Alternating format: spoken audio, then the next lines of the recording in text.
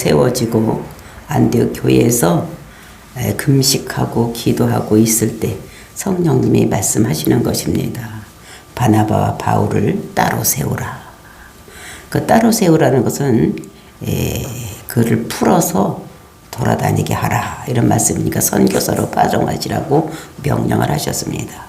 그리고 가는 곳도 이제 성령님께서 제시해 주셔서 구브로로 가라고 했기 때문에 그들이 실루기아에서 배를 타고 구브로로 갔습니다.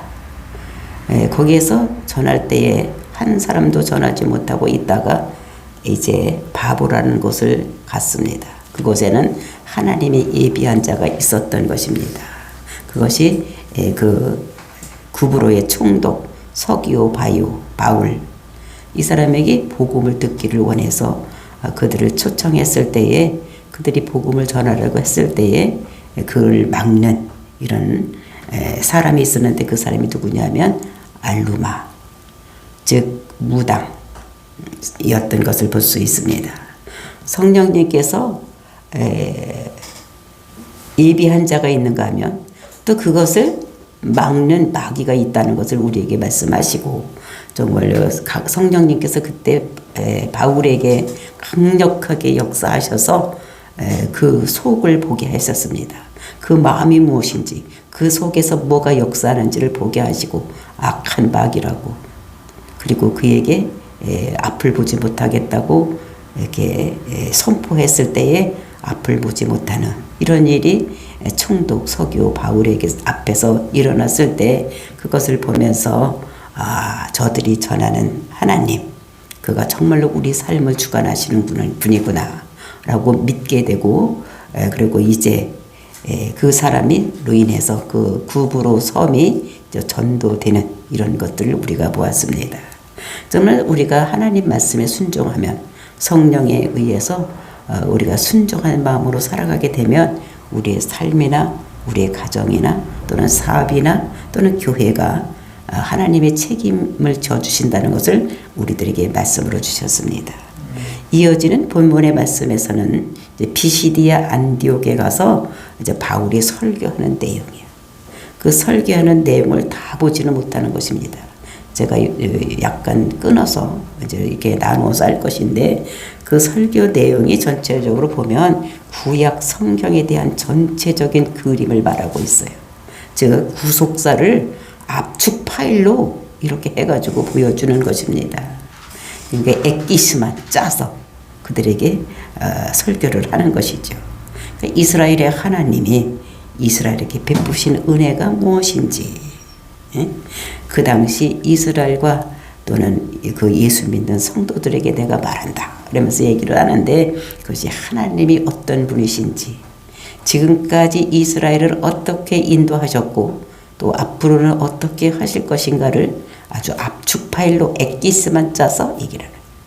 그러니까 설교를 정말로 이렇게 설교하는 것이다 라는 것을 우리들에게 보여주는 것입니다. 그러니까 구속사를 얘기를 하는 것입니다. 하나님께서 이스라엘 백성들을 택하시고, 그리고 이제 애굽 땅으로 인도하셔서 큰 민족을 이뤄내고, 그리고 이제 그 큰 민족이 이루어졌을 때 가나안 땅으로 들게 하시는 하나님의 은혜, 그리고 이제 다윗의 혈통에서 그 예수가 오는 이런 거를 얘기를 하는 것입니다. 그 우리의 구주 되신 예수님이 오는 이런 것을 말씀하고 있는 것을 볼 수가 있습니다. 이것이 성경의 기초인 거예요. 구약의 뼈대인 것을 우리가 볼 수가 있는 것입니다.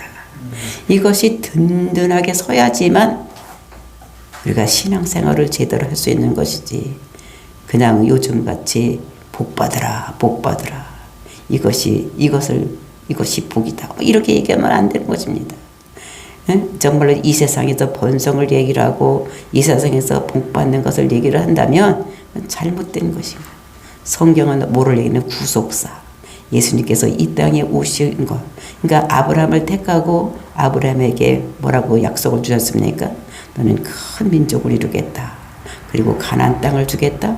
그 땅에 다윗의 혈통에서 메시아가 와서 그를 믿는 자가 천하 만민이 복받는 자, 그것이 거기서 태어나겠다는 것을 우리들에게 말씀을, 아브라함에게 약속의 말씀, 그 약속을 이루어 나가시는 하나님, 그 구속사를 이렇게 말씀하고 있는 것을 볼 수가 있습니다. 이것이 성경의 기초예요.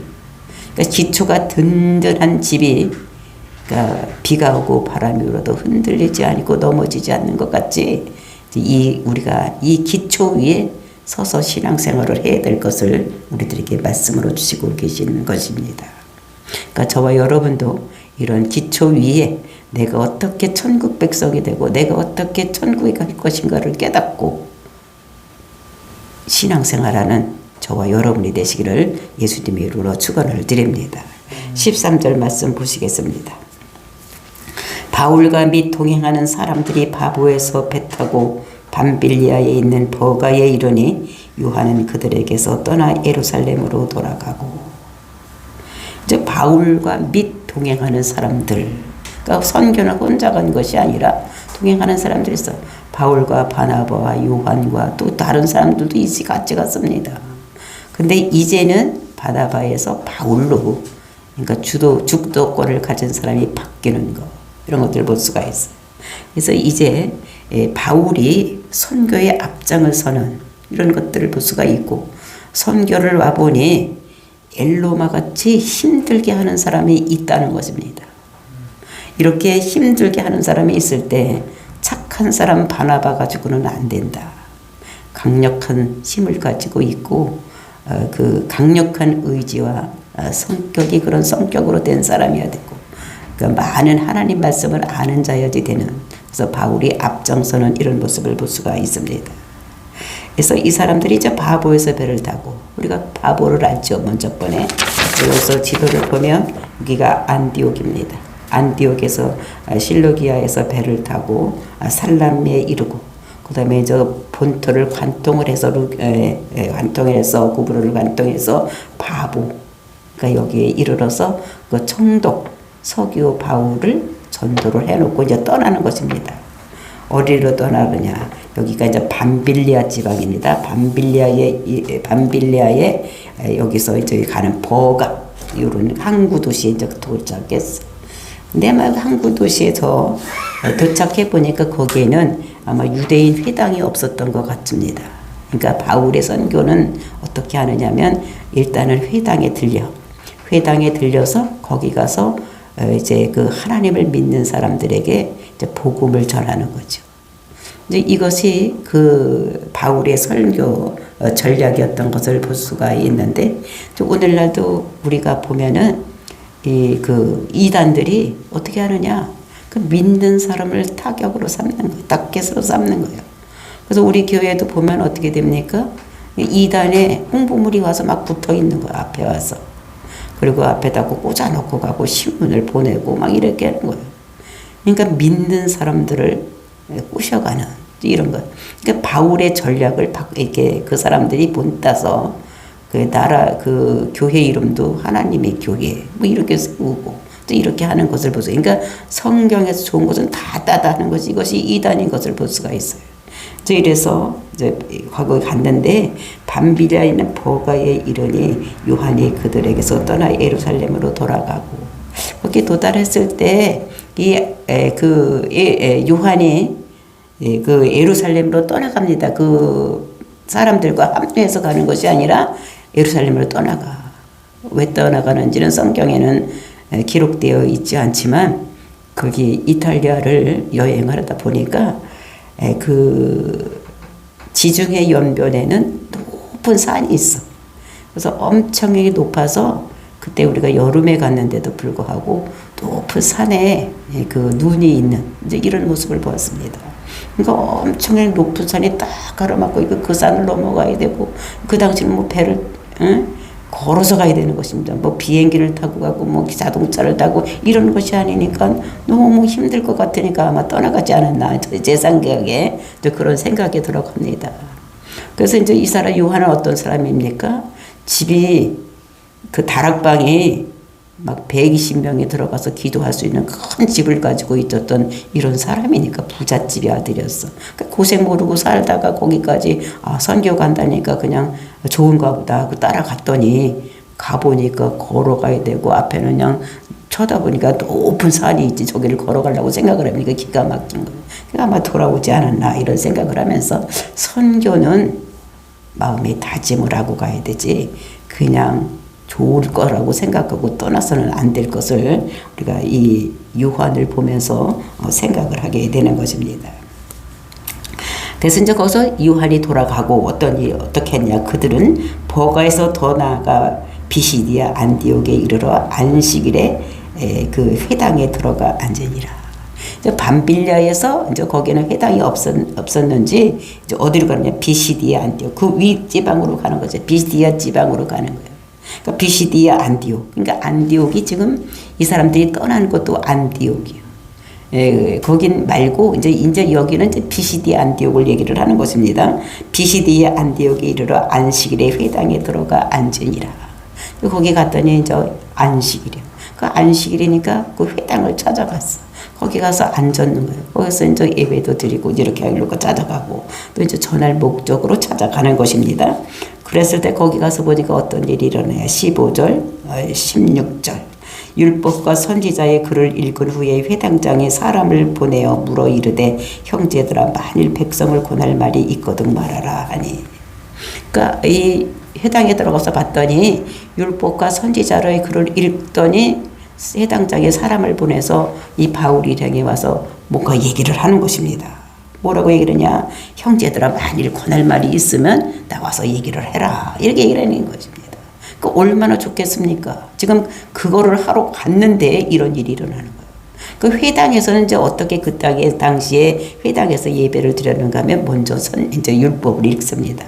그 다음에 선지자의 글을 읽든지 이렇게 읽고 이제 누가 이것을 설명할 사람 나와서 설명해라. 이렇게 하면 나와서 설교하는 사람이 있으면 그 사람이 하고 아니면 이제 회당장이 설교를 하는 이런 식으로 회당에서 예배를 보고 있었던 것입니다. 근데 그날 이렇게 보니까 알지 못하던 사람, 한 번도 보지 못하던 사람들이 뒤에 와서 앉아 이렇게 있으니까 무슨 말 알고 있으면 와서 얘기를 해봐라. 율법을 읽었고 이렇게 했으니까 와서 한번 얘기를 해봐라. 이렇게 얘기를 하는 것입니다. 그럴 때 바울이 어떻게 했냐. 16절 보니까 바울이 일어나 손짓하며 말하되. 바울이 일어나는 것입니다. 잘 됐죠. 그치? 벌떡 일어나서 그러니까 손짓을 하면서 말하는 거예요. 그러니까 손짓 발짓을 하면서 아주 강력하게 이렇게 말을 하는 것입니다. 스스로서 아이고 뭐 이렇게 하면서 하는 것이 아니라 당당하게 말을 하는 이런 모습을 볼 수가 있습니다. 이스라엘 사람들과 및 하나님을 경외하는 사람들아 들어라. 그러니까 이스라엘 사람들, 그 유대인을 얘기를 하는 것이고, 그리고 이제 및 하나님을 경외하는 사람은 누구냐? 헬라인들이 있는데 헬라인 중에서 유대인에 의해서 하나님을 믿기로 결심하고 돌아온 자들. 거기는 유대인도 있고 헬라인도 있는 거, 이방인도 있는 것입니다. 하나님으로 믿기로 결심한 사람들이 교회와 앉아 있는 것 같이 이렇게 와서 이렇게 앉아 있으니까 그 사람들에게 들으라. 들으라는 것은 경청하라. 즉 쇠마 이렇게 얘기를 하는데 잘 들어라. 잘 듣고 이렇게 늘 살아라. 이렇게 하고 말하는 것입니다. 그러면서 얘기하는 것은 이제 17절서부터 본격적으로 얘기를 하는데 무슨 얘기를 하느냐면 하나님에 대한 이야기를 하는 것입니다. 하나님이 어떤 하나님인지 너희들 잘 알아듣고 그대로 행하고 살아라. 이렇게 얘기를 하는 것이 17절. 이 이스라엘 백성의 하나님이 지금 여기에 다 포함해. 이 하나님이 어떻게 했는지를 이제 앞으로 장황하게 설명을 할 것입니다. 모두가 다 무슨 얘기를 할 것인가 하면 하나님에 대한 이야기를 할 거예요. 그 하나님이 어떤 하나님이냐. 우리 조상들을 택하시고 애굽에서 나그네된 백성들을 높여 큰 권능으로 인도하여 내사. 우리 조상들을 택했다는 것입니다. 그리고 그 택한 백성들을 애굽에서 나그네가 되어 있을 때에 그러니까 우리가 보면 어떻게 됩니까? 왜 나그네로 갔습니까? 그러니까 요셉을 통해서 먼저 가게 하고 그래서 큰 민족을 이루기 위해서 즉 아브라함에게 약속한 것을 이루기 위해서 너에게 큰 민족을 이루게 돼. 그 큰 민족을 이루기 위해서 애굽 땅에 갔었어. 그 애굽 땅에 갔을 때 요셉이가 총리가 돼서 막 번성하고 번성했습니다. 근데 그렇게 번성했을 때에 거기서 나그네가 됐대. 첫 번째 국무총리가 돼서 이렇게 높은 백성같이 이렇게 살았어요. 근데 그때가 누구냐면 17대 왕조 힉소스 왕조가 그게 이제 애굽에서 왕노로 살고 있을 때는 이때에 그 요셉이가 내려가서 총리가 되었고, 이제 이방인님들이다. 원래 애굽이 있었는데 힉소스 쪽이 17대 왕조가 이루었고, 이제 얼마 안 있다가 18대 아모스 왕조가 이제 이렇게 독립운동을 해서 애굽을 자기들 나라 탔습니다. 그리고 보니까 이상한 셈족들이 와가지고 거기서 많이 살고 풍요를 누리고 사니까 너들 왜 우리 땅에 와서 있느냐고 내쫓는 것입니다. 그러니까 막 국고성을 써라, 람셋을 써라, 막 이렇게 하면서 일을 시키면서 종살이를 시켰던 것을 우리가 출애굽에서 또는 창세기에서 볼 수가 있는 것입니다. 이 이야기를 창세기에서부터 시작해서 그 애굽 땅으로 내려가서 거기서 살면서 그러니까 출애굽하게 된 그 동기까지를 쭉 어떻게 압축을 시킨 거지 요 말씀인 거예요. 애굽 땅에서 내게 나그네된 그 백성을 높여 큰 권능으로 인도하여 내사. 그러니까 출애굽을 해서 보면 모세를 통해서 어떻게 합니까? 10장을 내려가지고 이스라엘 백성들을 애굽에서 출애굽시키는 이런 걸 얘기를 하는 것입니다. 그러면서 18절 광야에서 약 40년간 그들의 소행을 참으시고, 그러면서 이제 출애굽해 내서 광야 40년 동안을 어떻게 연간을 이렇게 지내는데 그들의 소행을 참으셨다는 거 하나님께서. 그들이 소행이라는 것은 어떤 것입니까? 그 사람들이 그 모세, 지도자 모세를 반역하고, 그리고 어떻게 합니까? 그 사람들을 하나님 말씀에 순종하지 않고 대적하고 막 이런 일을 많이 합니다. 근데 그런 소행을 하나님께서 참으셨다는 거예요. 그리고 참으시고 19절 가나안 땅 곧 7족속을 멸하사 그 땅을 기업으로 주시기까지 약 450년간이라. 가나안 땅을 준다는데 가나안 땅이 빈 땅이 아니었어요. 거기는 가나안 땅 7족속에 살고 있었던 이런 땅이기 때문에 그는 7족속을 다 멸해야 되는 거예요. 그 멸하게 될 때 여호수아를 통해서 7족속을 멸하는데 그 7족속이 누굽니까? 헷 족속, 히위 족속, 브리스 족, 가나안 족속, 여부스 족속, 아모리 족속, 기르가스 족속, 이런 7족속들이 거기 아주 강력한 사람들이 살고 있는 거를 이것이 여호수아를 통해서 하나님께서 다 진멸하게 하시고 거기 살게 하는데 그 땅으로 주기까지 약 한 450년이 걸렸다는 것입니다. 그러니까 아브라함서부터 시작해서 450년이 걸렸다는 거예요. 그러니까 애굽 생활이 몇 년이니까 400년간이요. 그 다음에 광야 생활이 10년인 거예요. 그 다음에 정복하는 시간이 10년인 거예요. 그러니까 약 한 450년이 걸렸다고 얘기를 하는 것입니다. 그러니까 이게 벌써 어디까지 가는 거예요? 여호수아까지 가는 것입니다. 그러니까 창세기 12장에서부터 시작을 해서 그러니까 여호수아 때까지를 쭉 아주 압축으로 시켜서 쭉 얘기를 하는 것입니다. 그리고 그 후에 선지자 사무엘 때까지 사사를 주셨던 이제 사사 시대로 돌아가는 것입니다. 사무엘 때까지 사사를 주셨으니 그때 말 12사사가 있었고, 그리고 사무엘 사사까지를 넘어가고, 그리고 이제 21절 보니까 그 후에 그들이 왕을 구하거늘 하나님의 베냐민 지파 사람 기스의 아들 사울을 40년간 주셨다가, 이제 그 후에 이제 그 사사를 둬서 나라를 통치했는데, 사실은 사사같이는 통치하는 것 같았지만, 국민들은 나라가 되려면은 국민이 있어야 되고 땅이 있어야 되고 그 통치자가 있어야 되는데 이스라엘 백성들은 가나안 땅, 이스라엘 유대민족 출애굽한 이스라엘 백성들이 있는데 그 통치자가 누구냐면 하나님께서 통치를 하신 거예요. 그러니까 눈에 안 보이는 왕이 네 통치를 하다가 전쟁이 일어나면 옆에서 누가 쳐들어오면 아무나 붙잡아다가 사살을 시켜가지고 이기게 하는. 그러니까 그 사람이 그러니까 이 사사들 보면 전부 인생 따라지들이 사사 노릇을 하는 것입니다.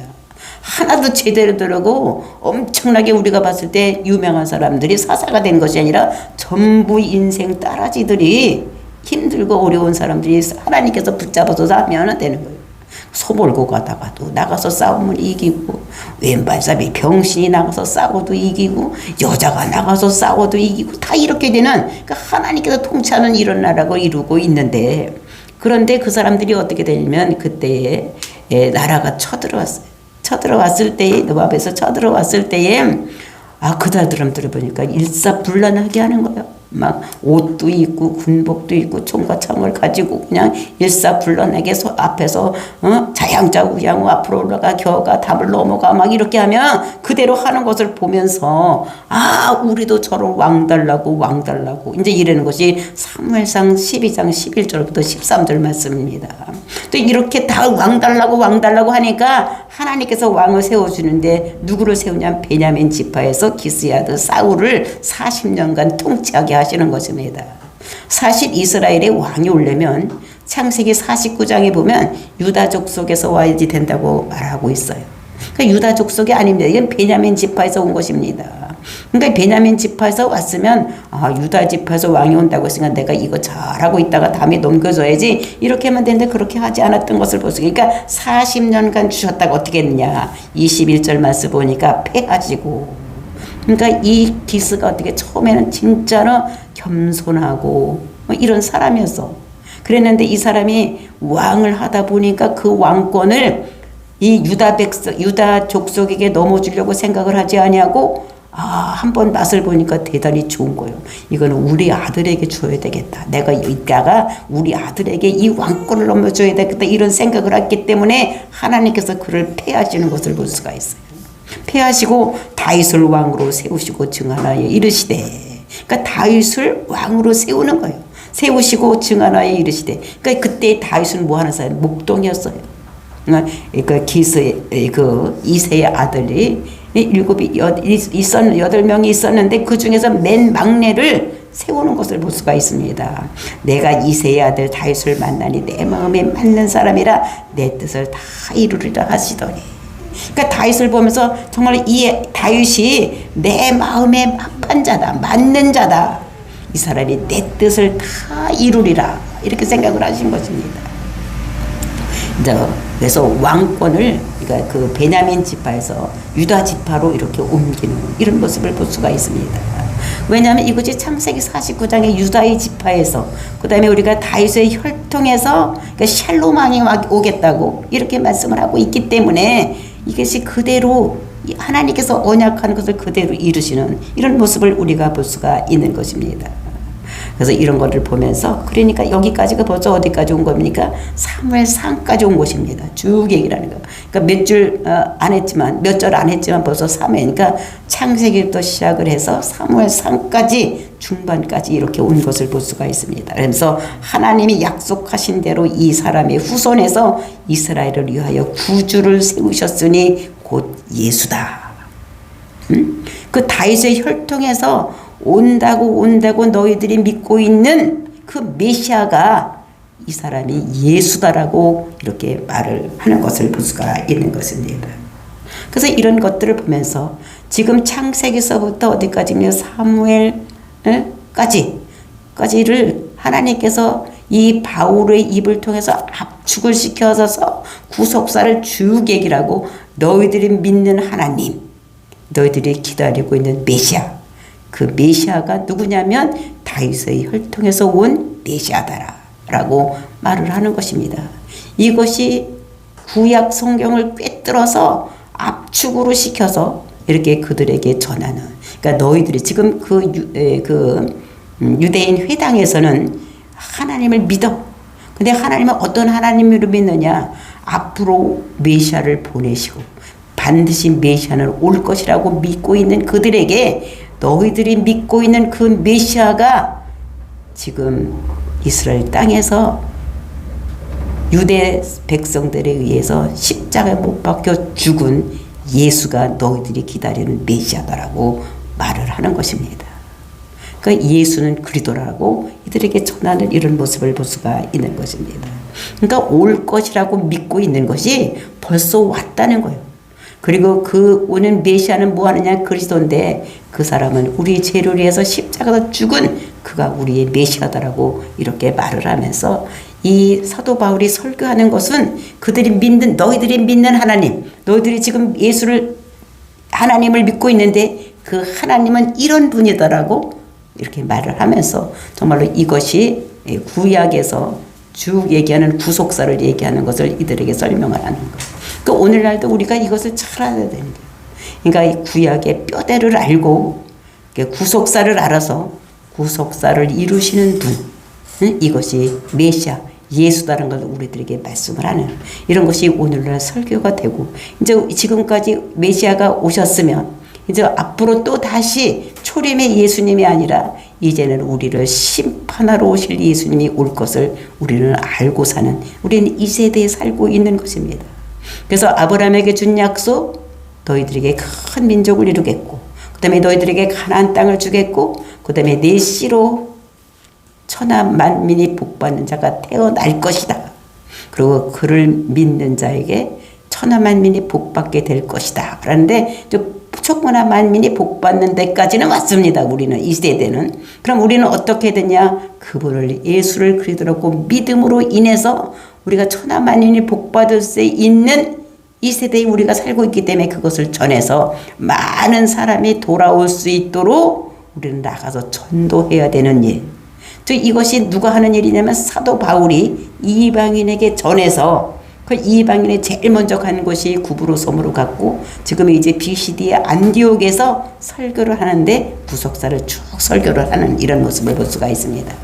이것을 설교를 우리가 듣고 정말로 우리의 내 신앙생활은 지금 어디에 와서 있는지 이거를 생각을 하면서 성경을 볼 때에 큰 그림을 먼저 그려놓고 그 속에서 하나씩 알아가는 저와 여러분, 그래서 정말로 예수는 그리스도라고 믿는 믿음에서 흔들리지 아니하고 다시 오실 메시아를 기다리는, 다시 오실 심판주를 기다리는 그날을 우리가 기다리고 사는 저와 여러분이 되어서 정말 이 신앙생활에서 떠나가지 아니하고 오직 예수를 그리스도라고 믿는 놀라운 역사를 이루면서 우리가 하나님께 가는 천국 백성으로 살아가는 저와 여러분이 되시기를 예수님의 이름으로 축복을 드립니다. 다 같이 기도하겠습니다. 거룩하신 아버지 하나님,